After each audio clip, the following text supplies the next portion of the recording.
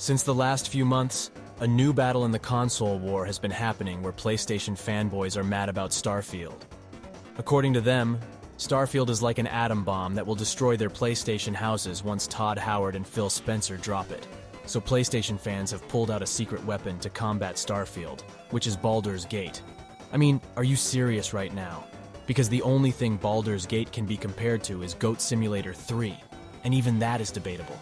So the question is, will this atom bomb, Starfield, win the console war for the allied forces of Microsoft, Bethesda, and Xbox? But before that, we need to do scientific research on this topic.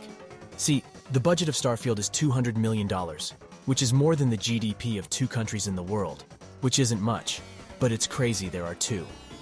And you know who is directing this game? Todd Howard is the GOAT who can make anything work. But the PlayStation fandom has taken an oath to not play this game at all costs, which really doesn't matter because it's an Xbox exclusive. So the PlayStation fans have sworn that they would rather play Garfield than Starfield. But we need to analyze their points of view to better understand this situation, starting with this tweet. Sorry, Xbox fanboys, comma. See, this guy is not just hating. He is hating with manners by writing this in proper letter format, and I personally refer to Xbox fanboys as Xbros. Why? Because it sounds cool and awkward at the same time. Let's read further. Sorry, Xbox fanboys, but Starfield just cannot compete with Baldur's Gate, the biggest RPG game of this year and a true Game of the Year contender. Hashtag Starfield, hashtag Baldur's Gate 3. First of all, this guy clearly mentions that Baldur's Gate 3 is only a contender. If I were in his place, I would have called it the best creation since the Mona Lisa to piss off more people. But that's not all. He isn't just making up all the shit in his mind. He is actually backing his claim with some interesting points. Number 1. Starfield has 1,000 barren empty lands, while Baldur's Gate 3 has an amazing storyline. I don't know why he's comparing barren land to a storyline. That makes no sense. I get that he wants to become a space farmer like Goku, but that doesn't mean Starfield doesn't have a storyline. Or does it?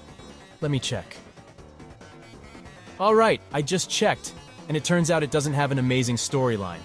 So this wins this point. Number 2, boring companion versus complex RPG system. Again, this comparison makes no sense. But wait a minute, this guy has actually shuffled the points order to make it look more confusing. But the whole point of this post is that Starfield is a stupid game with stupid characters and a stupid storyline, while Baldur's Gate is the hottest shit in town with a complex and genius RPG and some questionable things with a bear. A bear. So who will win the Game of the Year? Baldur's Gate 3 or Starfield? You have 5 seconds to decide.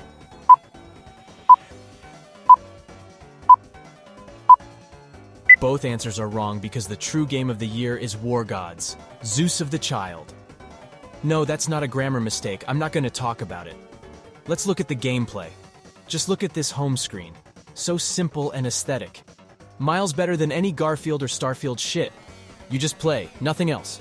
You can't even quit this game, just look at the graphics. This has got to be the most beautiful thing I've ever seen since the release date of GTA 6. So we have this green bar to indicate health and a score meter in the best possible font you can imagine. There is even a 4K ray tracing shadow. Wait, is that the monster from Stranger Things? Oh boy, this is the true multiverse of video games. So that's what this game is about. You kill these ugly looking monsters forever until you rest in peace. So simple, yet so powerful. This is my Game of the Year pick. And please don't comment that this is a ripoff of God of War games, because we all know there are no stranger things than monsters in God of War.